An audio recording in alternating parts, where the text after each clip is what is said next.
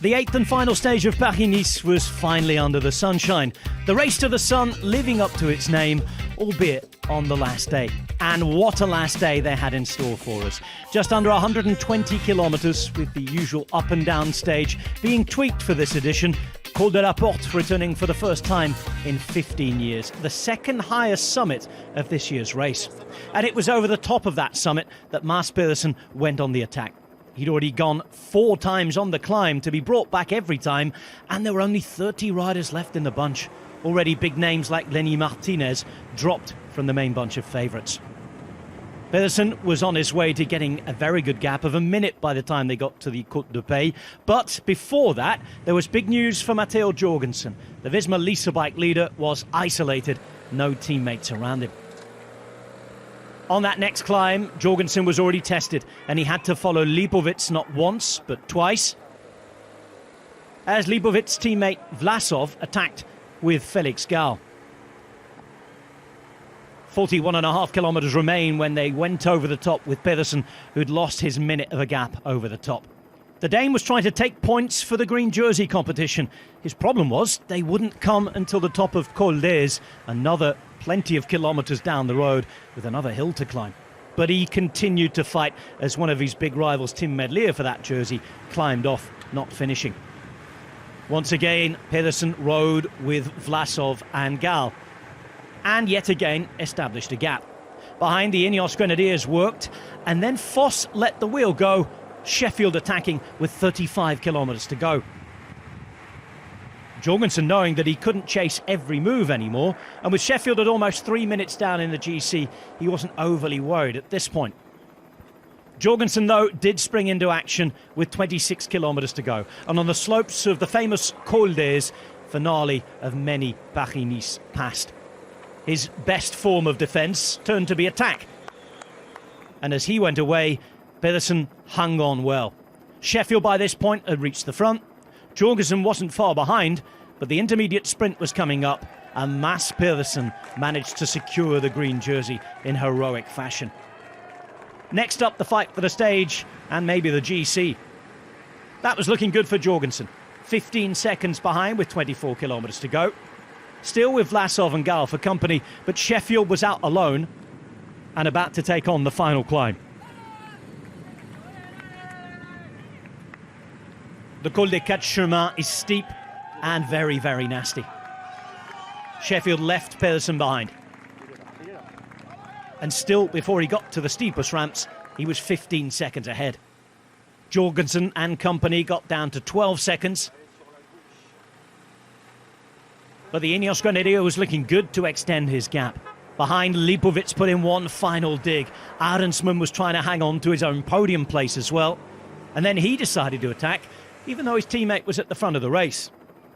There was an issue behind for Champoussin.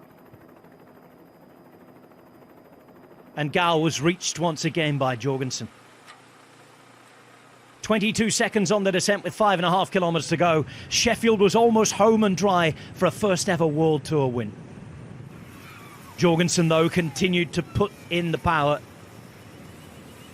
But Sheffield knew that he was about to win this particular battle of the two American heroes.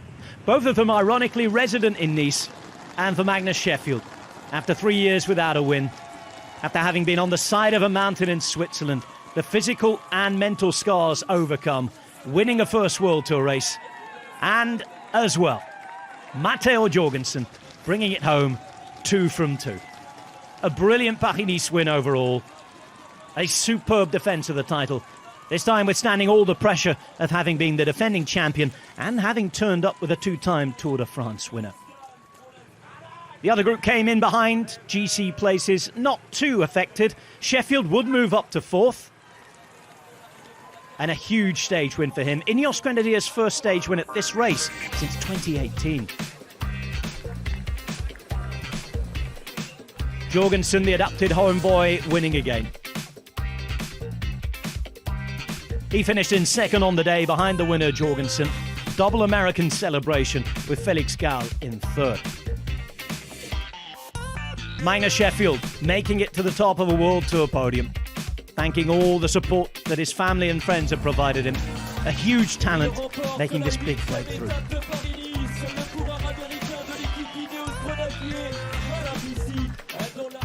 Kudos too to Mads Pedersen, stage winner on day 6 and winner of the green jersey.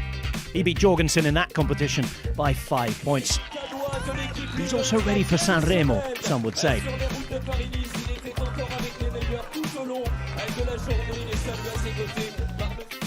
Gachignard, king of the mountains, holding on brilliantly despite the big mountain stage wins that took 20 points for Stora and Almeida. A good prize for Total Energy and their work in the early breakaways at the start of the race.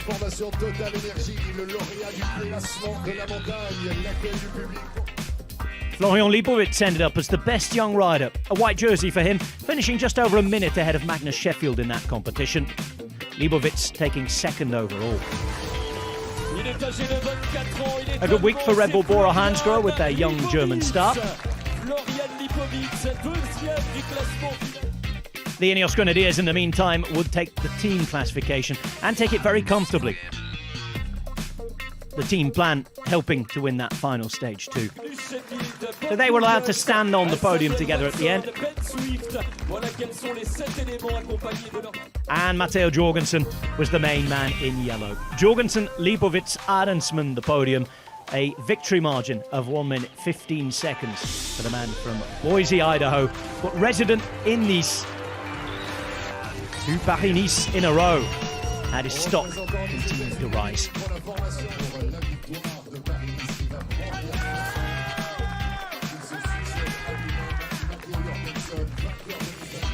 A full winter of hard preparation, and Matteo Jorgenson wins Paris-Nice for the second time. Plenty more coming up as we go to Milano-Sanremo. You can watch it all on TNT Sports.